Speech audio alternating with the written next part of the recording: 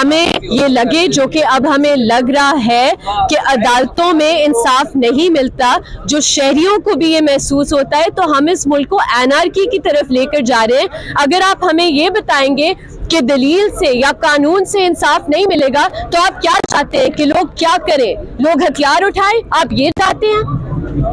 ایمان جی بتائیے گا, وکلا جو ہیں وہ کالے کوٹ جو ہیں کیا پلاٹوں کے ڈی ایچ اے کے پلاٹ کھا رہے ہیں؟ دیکھیے یہ ڈرامہ ہے یہ سارا کہ ہم یہ پین پیش ہوتے ہیں اور آگے سے آگے ڈرامہ ہوتا ہے کہ ہم قانون کی بات کریں. ادھر کوئی قانون نہیں ہے, کوئی نظام نہیں ہے. ایک محکمہ ہے جو حاوی ہے ہم پر, جس نے آکیوپائی کیا ہوا ہے پاکستان کو, اور اس محکمے کے انسٹرکشنز پر یہ ایف آئی آر درج ہوتے ہیں. یہ ایک جھوٹی کہانی ڈالی ہے کیونکہ پرچے میں تو ایسی کسی چیز کا ذکر نہیں ہے.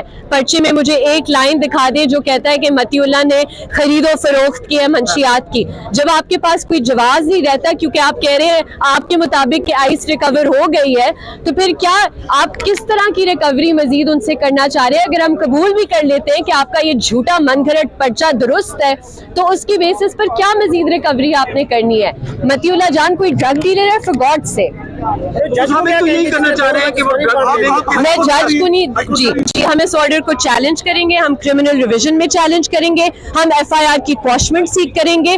اور اگر دیکھیں ہم کل صبح فائل کر دیں گے, کوئی مسئلہ نہیں ہے, ہم اسے چیلنج کریں گے. ہمارے پاس لیگل آپشنز اویلیبل ہیں اور ہم وہ ساری اویل کریں گے. اصل مسئلہ یہ ہے کہ وہ محکمہ نہیں چاہتا کہ آپ ان کی غلط حرکتوں پہ, ان کی جو انہوں نے قتل کیا ہے لوگوں کو ڈی چوک میں, اس پہ رپورٹ نہ کریں. آپ سب کی ذمہ داری ہے کہ جو متی اللہ جان صاحب کام کر رہے تھے آپ سب اس کام کو آگے لے کر چلیں.